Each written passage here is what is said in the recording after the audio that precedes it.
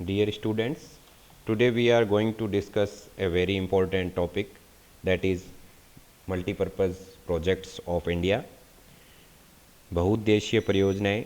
जैसा कि इसके नाम से विदित होता है कि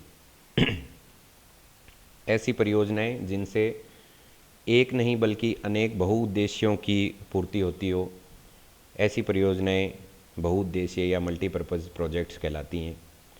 कौन कौन से उद्देश्यों की प्राप्ति होती है, हम आगे डिस्कस करेंगे। और मोस्टली ये जो मल्टीपर्पज़ प्रोजेक्ट्स हैं वो नदी घाटी परियोजना का हिस्सा हैं।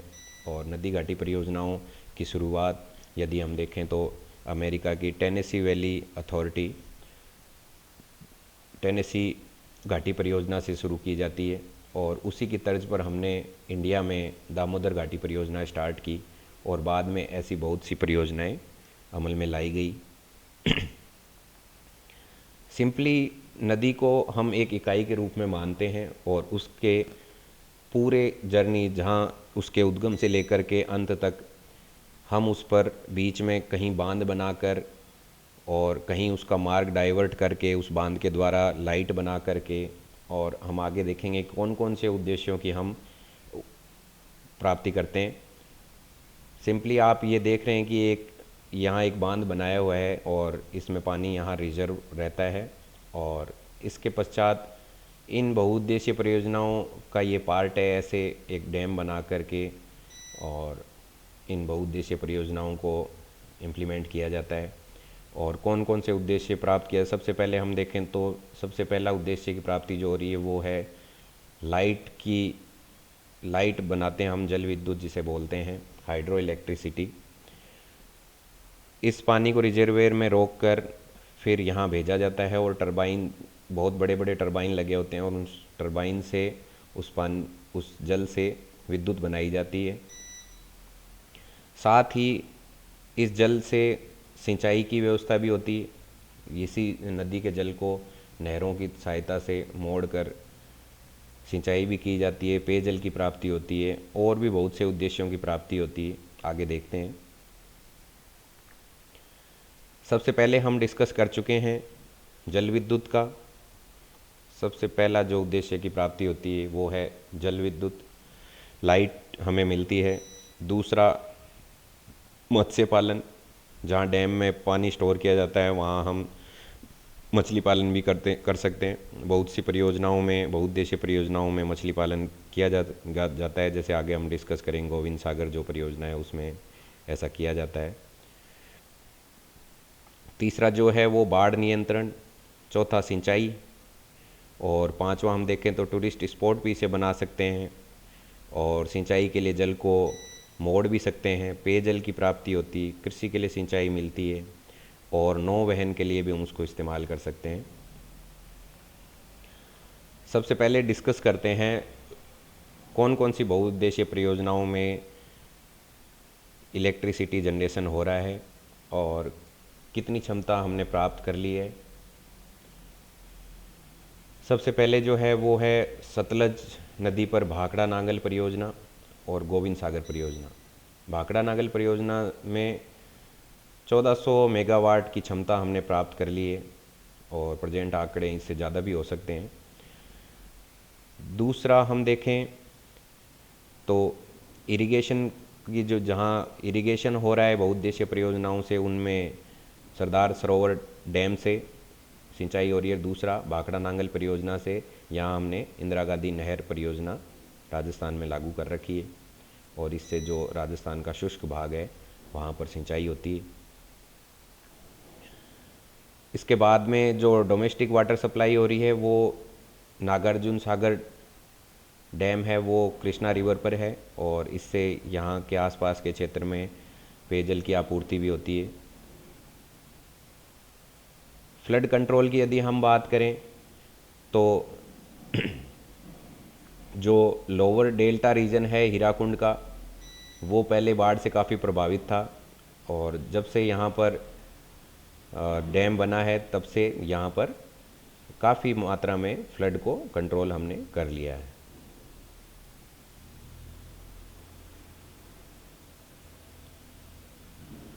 इनलैंड नेविगेशन, यदि हम नौका परिवहन को देखें, नदियों में जो उसे नौकायन है उसमें यदि हम देखें तो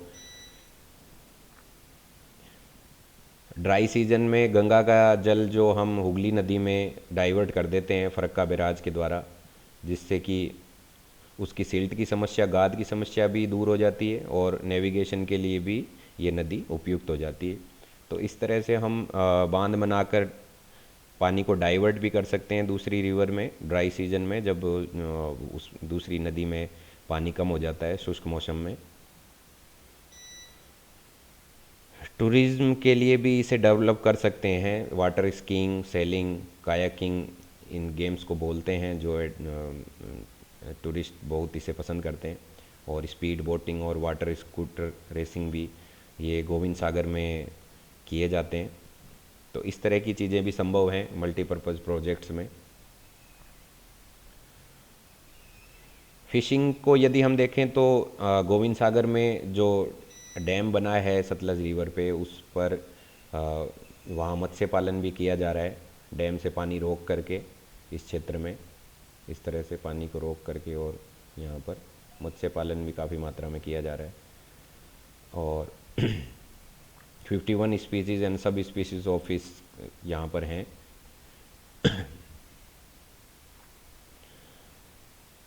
तो हमने ये देखा कि बहुउद्देश्य परियोजनाओं में किस तरह एक नदी एक इकाई के रूप में है, परंतु उस पर बहुत से डैम बना करके उसके पानी को डाइवर्ट करके, जैसे कोसी रिवर है, कोसी रिवर अपने मार्ग परिवर्तन के लिए जानी जाती थी, और उसके जो मार्ग परिवर्तन है उसको काफ़ी हद तक डैम से कंट्रोल किया जा सकता है। और एक बार फिर से हम समरी देखें तो बहुउद्देशीय परियोजनाओं से जिन जिन उद्देश्यों की प्राप्ति हो रही है वो है हाइड्रो इलेक्ट्रिसिटी, लाइवलीहुड भी, लोगों की जो जीविका चलती है वो, उसके लिए भी ये ज़रूरी है कि अगर फिशिंग इन डैम्स के जो पीछे का पार्ट है रिवर का, वहाँ पर यदि पानी रोक कर हम फिशिंग करते हैं तो काफ़ी लोगों को आजीविका भी मिल रही है। वाटर सप्लाई भी होता है, लोकल जो पास के इंडस्ट्रीज़ भी काफ़ी डेवलप होते हैं उन क्षेत्र में, क्योंकि इंडस्ट्री, कोई भी इंडस्ट्रीज़ है मोस्टली में आपको पानी की ज़रूरत पड़ती है। तो इससे आसपास के क्षेत्र में पानी और विद्युत दोनों की सप्लाई की जा सकती है। इंडस्ट्रीज़ भी फलेंगी फूलेंगी, इरिगेशन किया जा सकता है, इनलैंड नेविगेशन अभी हमने देखा ही था, नौका वहन। तो ये तो था इसका पॉजिटिव पार्ट। परंतु अगर हम सिक्के का दूसरा पहलू देखें तो इसका नेगेटिव फीडबैक ये है कि यहाँ पर जो नेचुरल बायोडाइवर्सिटी है, नदी का एक अपना प्रकृति ने जो उसका फ़्लो बनाया है, उस फ्लो को यदि हम मनुष्य उसको रोकता है अपनी टेक्निक से, तो ऑब्वियस सी बात है उसके नेगेटिव परिणाम पड़ने हैं। पहला जो नेगेटिव परिणाम है वो है वहाँ की लोकल नेचुरल जो बायोडाइवर्सिटी है उसका लॉस होता है, क्योंकि जो नेचुरल फ़्लो है वाटर का, उसे यदि आप रोकेंगे तो वहाँ का जो नदी में पाए जाने वाले जीव हैं उनकी डाइवर्सिटी को, उनकी स्पीसीज़ को नुकसान होना तय है। लॉस ऑफ लाइवलीहुड, जैसे ये डैम यदि यहाँ नहीं था, उससे पहले यहाँ वन थे, तो यहाँ के जो ट्राइबल पॉपुलेशन है या लोकल पॉपुलेशन है, तो इसके लिए, इसे बनाने के लिए काफ़ी एरिया खाली करवाया जाता है, डिस्प्लेसमेंट होता है लोकल ट्राइब्स का, लोकल लोगों का, तो उनकी भी लाइवलीहुड का नुकसान होता है, आजीविका का, डिस्प्लेसमेंट ऑफ लोकल ट्राइब। और ये एक तरह का एक एक बहस भी है डेवलपमेंट वर्सेस डिस्प्लेसमेंट की, कि हमें किस शर्त पर डेवलपमेंट चाहिए, डेवलपमेंट के साथ में डिस्प्लेसमेंट भी, यानी विस्थापन उन लोगों का, ट्राइबल पॉपुलेशन का नहीं होना चाहिए जो सदियों से उस आसपास के क्षेत्र में रहते हुए आए हैं।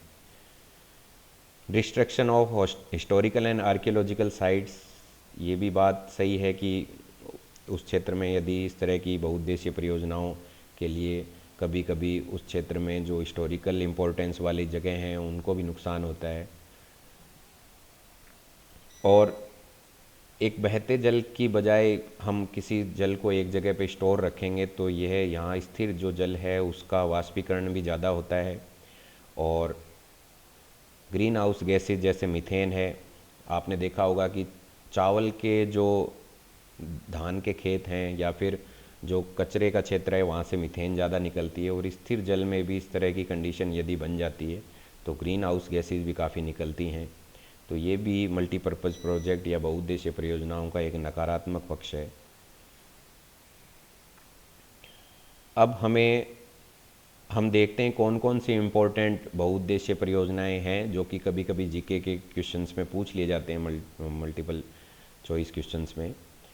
और आपको ये एक असाइनमेंट भी है कि जो भी हमारे व्यूअर्स हैं जो इस वीडियो को देख रहे हैं वो खुद भी इस मैप में प्रैक्टिस करें कि कौन कौन सी बहुउद्देशीय परियोजनाएं कौन कौन सी नदियों पर हैं।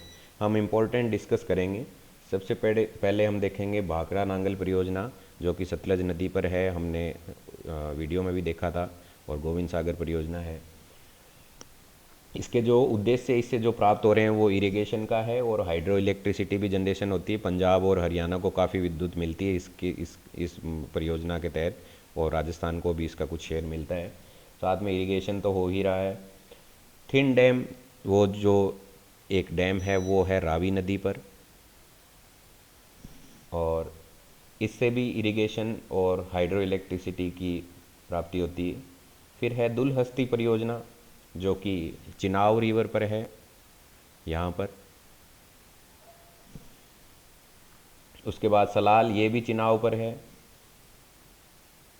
सलाल परियोजना हाल फिलहाल में काफ़ी चर्चा में भी थी, करंट के लिए आपके लिए इम्पोर्टेंट है। और ब्यास, जो कि ब्यास नदी पर ही है, व्यास जिसे बोलते हैं हिंदी में, व्यास नदी पर है। इसके बाद में इम्पोर्टेंट जो है वो है आपका हीराकुंड परियोजना जो कि महानदी पर है, यहाँ पर। और इसे हमने देखा था कि जो लोअर डेल्टा का पार्ट है वहाँ पर काफ़ी फ्लड आती थी, और जब से ये डैम बना है इस बहुउद्देशीय परियोजना से काफ़ी हद तक यहाँ की फ्लड को कंट्रोल किया है। क्योंकि एक नेचुरल फ्लो होता है नदी का, उसमें यदि अत्यधिक वर्षा के कारण यदि उसका जल बढ़ जाता है तो जो नीचे के जो क्षेत्र हैं, ऊंचे क्षेत्र पर इतना नुकसान नहीं होता, जो नीचे का क्षेत्र है, और नदी सामान्यतः उच्च भाग से नीचे भाग की तरफ ट्रैवल करती है, तो ये जो नीचे के भाग में बाढ़ आने की संभावना इस डैम के कारण बहुत कम हो गई है। इसके बाद में नागार्जुन सागर परियोजना, ये हमने देखा ही था, कृष्णा रिवर पर है, और यहाँ के आसपास के क्षेत्र में जल की आपूर्ति इससे काफ़ी होती है। और इन दोनों से ही, नागार्जुन और इससे, फ्लड कंट्रोल का और सिंचाई का और जल विद्युत की हमें लाभ होता है। और भीमा परियोजना देखें तो ये भीमा नदी पर है, यहाँ पर महाराष्ट्र के क्षेत्रों को इससे काफ़ी लाभ मिल रहा है। फिर है चंबल परियोजना। चंबल परियोजना पर जो ये 1, 2 और 3, ये 3 प्रोजेक्ट हैं इस पे। जो पहला है गांधी सागर बांध, फिर राणा सागर बांध और जवार सागर बांध, जिसे कोटा डैम भी कहते हैं। ये 3 डैम बनाए गए हैं, मल्टीपर्पज़ प्रोजेक्ट्स हैं, बहुउद्देशीय परियोजनाएं, जिससे यहाँ के थोड़ा ये ऊपर बनना था यहाँ।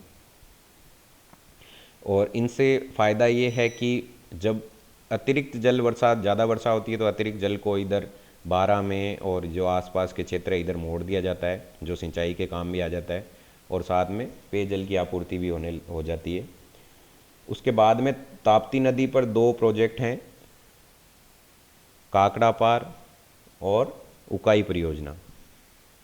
ये दोनों ही परियोजना इरिगेशन के लिए हैं, और गुजरात भी राजस्थान की भांति इसका कुछ पार्ट जो है वो शुष्क है, तो इन सब के लिए ये काफ़ी लाभदायक है, ये दोनों ही परियोजनाएं।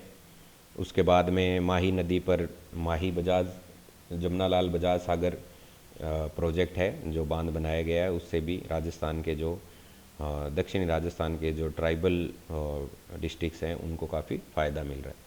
इस प्रकार हमने देखा कि नदी घाटी परियोजना और या बहुउद्देशीय परियोजनाओं से भारत को इरिगेशन में, सिंचाई में, पेयजल में और विद्युत उत्पादन में और अन्य जो क्रियाएं जैसे टूरिज्म के लिए और मत्स्य पालन में काफ़ी लाभ मिल रहा है। और इन सब लाभों के कारण इसके लाभ अनेक हैं, इसीलिए इन्हें बहुउद्देशीय परियोजनाएं कहा जाता है।